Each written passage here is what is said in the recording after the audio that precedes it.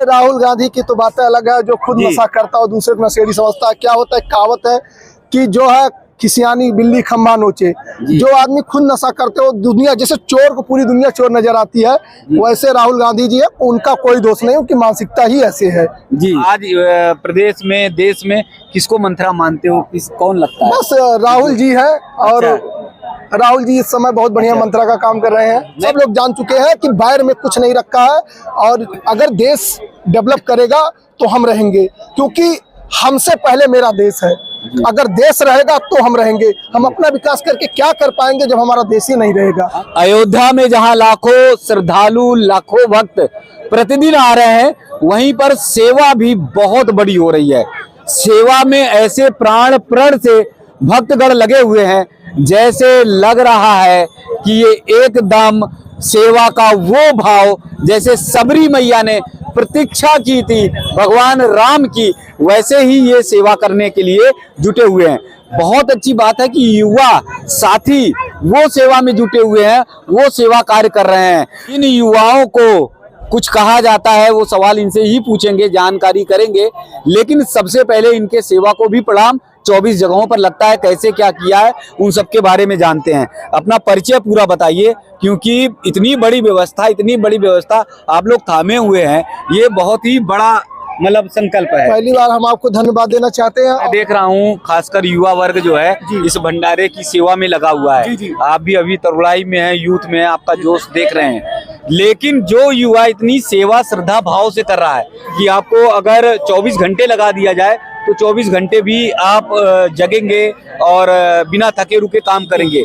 लेकिन इन्हीं युवा को राहुल गांधी कहते हैं कि नशेड़ी है और नशे में चूर है ये। अरे राहुल गांधी की तो बातें अलग है, जो खुद नशा करता है दूसरे को नशेड़ी समझता है। क्या होता है, कहावत है कि जो है खिसियानी बिल्ली खम्भा नोचे। जो आदमी खुद नशा करते हो, दुनिया जैसे चोर को पूरी दुनिया चोर नजर आती है, वैसे राहुल गांधी जी है, उनका कोई दोष नहीं, उनकी मानसिकता ही ऐसे है जी। तो उनके बारे में क्या कहा जाए, वो तो हमारे देश के ही, हमारे संस्कृति के ही नहीं है, तो उनको दुनिया नशेड़ी कहेगी। नहीं तो आप भंडारे में सेवा करते हो हैं, कुछ लोग हैं जो राम मंदिर के पास सेवा कर रहे हैं, रामलला के पास, तो ये सारी चीजें उन्हें क्यों नहीं दिखाई देती हैं? उन्हें यही दिखाई देता है कि नशे में युवा चूर है। नहीं, नशे में तो वो खुद चूर है, युवा बाकी अपने काम पे मेहनत कर रहा, पढ़ाई लिखाई। और सरकार देखिए, अयोध्या में राम मंदिर बना, लोग कहते थे रोजगार नहीं मिलेगा, लेकिन कोई अयोध्या में आके विकास देखे और रोजगार देखे। हर व्यक्ति को रोजगार मिला है।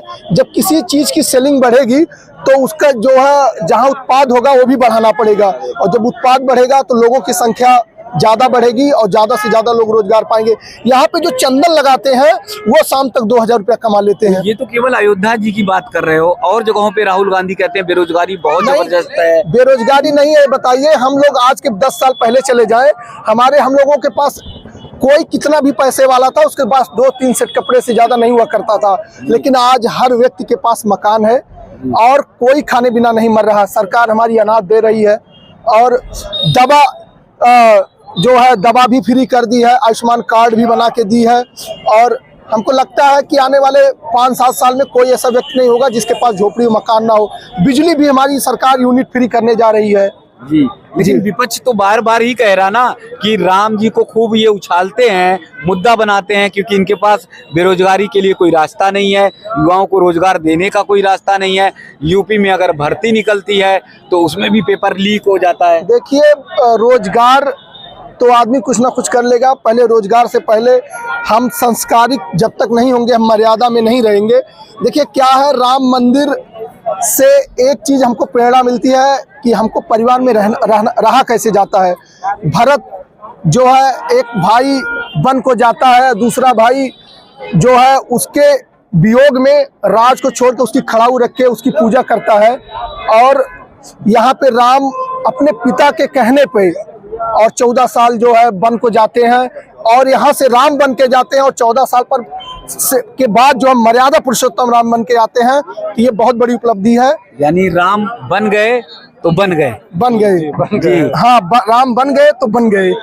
और वो धरती पे इसलिए आए थे कि ताकि जो आताताई है, जो राक्षस प्रवृत्ति के लोग हैं, उनका अंत कर सके। क्योंकि जो जिस काम के लिए आता है, और उसीलिए देखिए मंथरा जो थी वो जो है, आप देखिए क्या होता है कि आपका पतन और उत्थान आपके मानसिकता में कि आप कैसे लोगों के साथ रहते हैं। मंथरा जैसे कुटिल लोगों के साथ रहते हैं या कृष्ण जैसे सारथी के साथ रहते हैं कि आपकी नैया डूबने की बात भी निकल जाए, और या मंथरा जैसे लोगों के साथ रहते हैं कि आपकी नैया बनती बनती डूब जाए। जी, तो आज प्रदेश में, देश में किसको मंथरा मानते हो, कौन लगता है? बस राहुल जी है, और राहुल जी इस समय बहुत बढ़िया मंत्रा का काम कर रहे हैं। नहीं, वो तो कह रहे हैं हम देश को जोड़ रहे हैं, एक शक्ति बना रहे हैं, एक ताकत बना रहे हैं और देश एकजुट हो रहा है। नहीं, ऐसा कुछ नहीं है। वो किसानों के नाम पे जो है बड़े बड़े गुंडों को एकत्रित कर रहे हैं ताकि किसान आंदोलन में वो उनका जो है दाल गल जाए,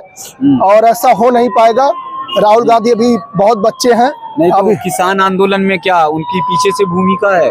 पीछे से उन्हीं तो भूमिका है कि जगह जगह पे आंदोलन होगा और लोग सड़कों पे उतरेंगे, सरकार की किरकिरी होगी। लेकिन हमारी सरकार, क्योंकि जनता देखिए जान चुकी है कि हकीकत क्या है, तो हकीकत जब आदमी जान जाता आंखों से, तो आदमी देखिए अभी हम हाल ही में पाकिस्तान की जो दशा देखते हैं, वहाँ के कुछ यूट्यूबर भाई हैं, वो जनता को आगाह करने का काम कर रहे हैं, क्योंकि वहाँ की सरकारें बताती थी भारत ये है, पीछे है, वो है।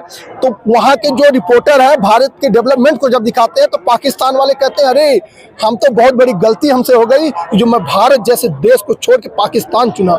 क्या है कि जैसे पाकिस्तान में अब तक जो राजनीतिक रोटियां सेकी गई लोगों को भड़का के, कहावत है कि जैसे धर्म एक ऐसा चीज होता है, आदमी जैसे वो जोड़े और लोगों के बारे में गलत फहमियां बताते गए कि जो भारत के लोग हमारे ये हैं वैसा। लेकिन कहावत है कि सच्चाई को आप कितना दबाएंगे, एक ना एक दिन वो जो सबके सामने आती है।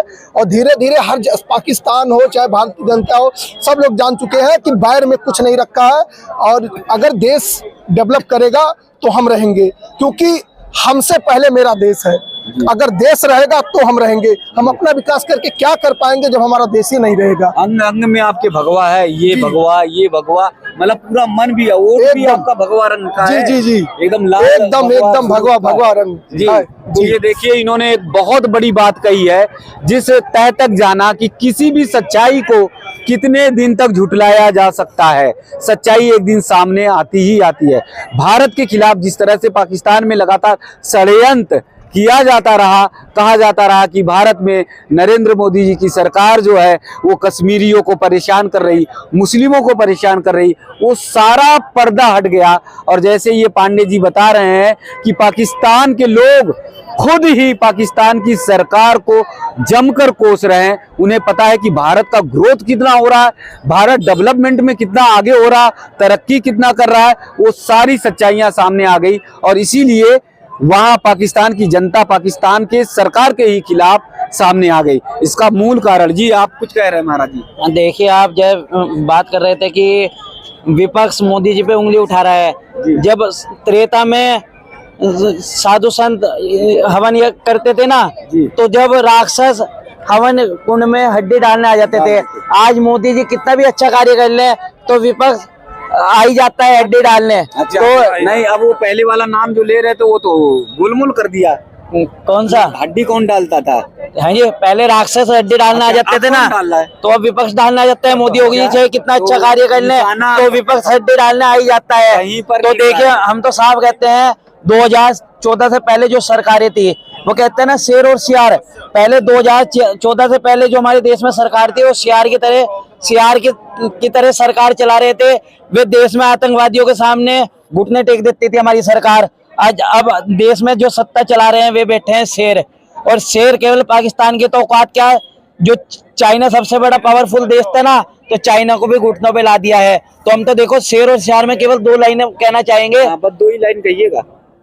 शेर के आगे झुंड सयारों का नहीं टिक पाएगा, शेर के आगे झुंड सयारों का नहीं टिक पाएगा, राम को चाहने वाला अब राम का देश चलाएगा, चारों दिशाओं में भगवा अब लहर लहर लहराएगा, राम को चाहने वाला अब राम का देश चलाएगा। यानी राम को जो चाहेंगे वही देश चलाएंगे, ये कहना है महाराज जी का।